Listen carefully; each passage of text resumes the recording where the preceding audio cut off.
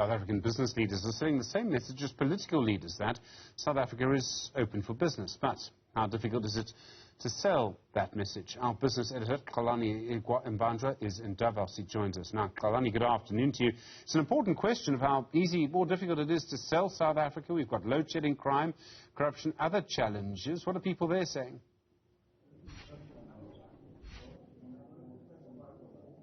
Good afternoon, Stephen. That's one of the major questions here, because our problems are well documented, or should I rather say our challenges as a country are well documented. So how tough is it to sell South Africa as an investment destination, be it that it is the most advanced industrial economy on the continent?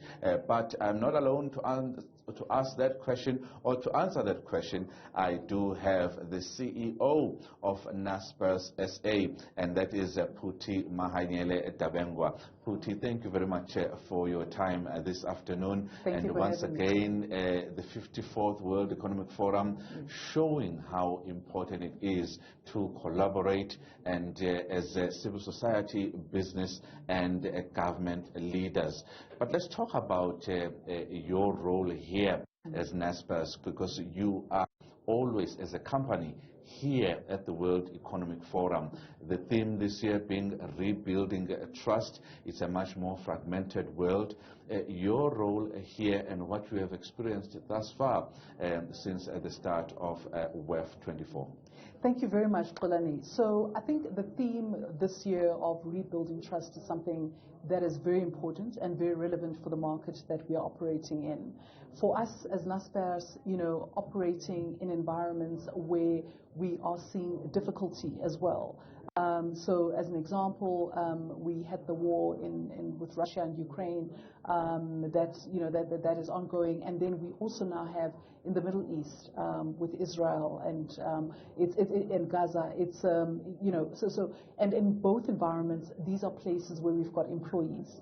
And so for us as an international organization, these are things that we find ourselves having to ensure that our employees have access to safety, etc., within these difficult environments. And so being at the World Economic Forum is something that's important for us, to be able to engage with the different sovereign countries that we operate in, hear from the leaders, and also to engage with other business people as well, and see how they are responding towards the many challenges, but also the opportunities that we see globally.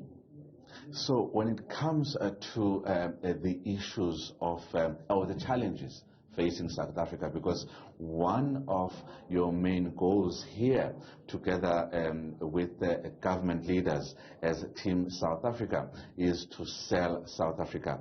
And looking at the engagements between business and political leadership in South Africa, government, we already know energy crisis, the logistics problems, crime and corruption. Those are major issues that have been agreed upon as focal points. How tough is it to sell South Africa to the international community while we have those challenges in 2024? I think it's actually great to be able to sell South Africa. Firstly, because what happens every year is that the government invites us and we have a discussion as business together with government on the messaging that we'll be sharing here at the World Economic Forum. And it really helps in ensuring that we have that collaboration, in ensuring that we are communicating, properly about South Africa. One of the things that really excites me is just looking at the B4SA and BUSA, Business United South Africa, where we are collaborating. It's 130 companies that have come together, and these are companies that together represent a market cap of around 11 trillion rand, and we employ over 1 million people, 1.3 million people, and we are working together with government in different committees, whether it's committees that are focused on on crime or committees that are focused on dealing with electricity. In fact, that is the most advanced one, dealing with electricity in South Africa, and all of the important issues, logistics, etc. And so looking at that partnership that we have with government is something that is really, really useful for us as we move forward from the past that we've had and the present as well, and ensuring that we have a better future for South Africa. It's in the best interest of business. It's in the best interest of every South African.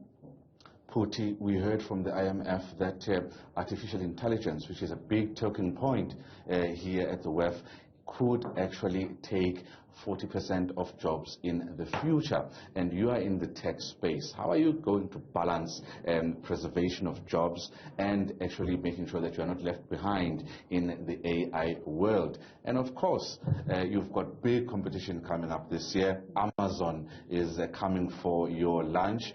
But you are saying we've got investments and a plan to fight back for your online retail market share. On those two fronts, what can you say about AI and Amazon coming to South Africa? Yeah. So I think from my perspective, and certainly from us as a company, what we see is that the importance of Gen AI is something that cannot be underestimated. And what we've actually seen in our businesses, because we've incorporated AI into our business in Takealot in South Africa, as well as the rest of our businesses, be it iFood in Brazil, or any of our businesses around the world. And we are seeing the importance of that, because why? So, for instance, if we're looking at our classified segment, or we're looking at our food delivery segment, we are always looking at how we can do things better for the benefit of our consumers. And for us to be able to do things better does also involve being able to employ people that have the right knowledge around some of those issues that we are dealing with. Because remember, with Gen AI or any form of artificial intelligence, it does also take information coming from people to be able to develop and develop the products that we want to see. And so from that perspective, what we see is the importance of ensuring that you are using people's skills. And so for us, actually, developing more skills is important. So when we look at, for instance, in the whole world, we know we've got around just over 24 million developers around the world. And Africa, the African continent, has 716,000 of those. South Africa has 15% of that 716,000. And so we need to be developing more of these developers so that we can have more people that have the ability to provide solutions for us to be able to use AI and Gen AI even more effectively. So it really isn't, AI doesn't come at the expense of jobs. We need to be a part of that, and ensuring that we can provide solutions in the different markets that we operate in, but together with the skills of people. And on Amazon? And on Amazon, sorry. We are getting ready for that.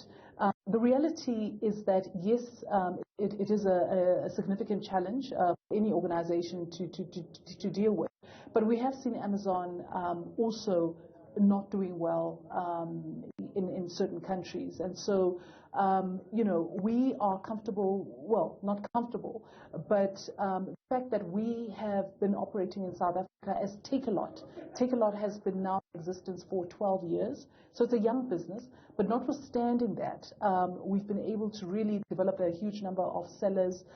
We now have over 9,000 sellers in the form of SMMEs, small, medium, and micro enterprises on our platform. And so we believe that we understand our market, but we are doing everything we can to ensure that we can continue to scale up Takealot and continue to build it into a profitable business, notwithstanding.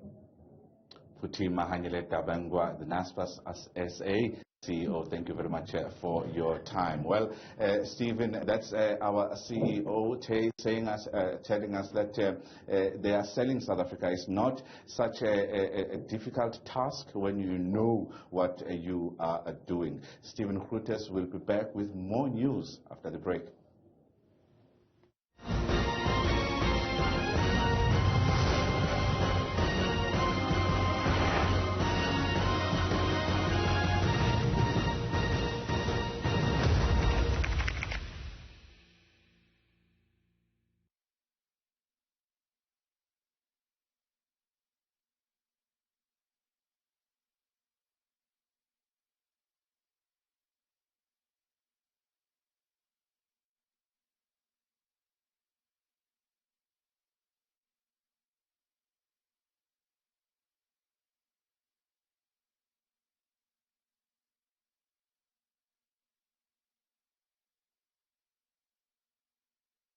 Ah,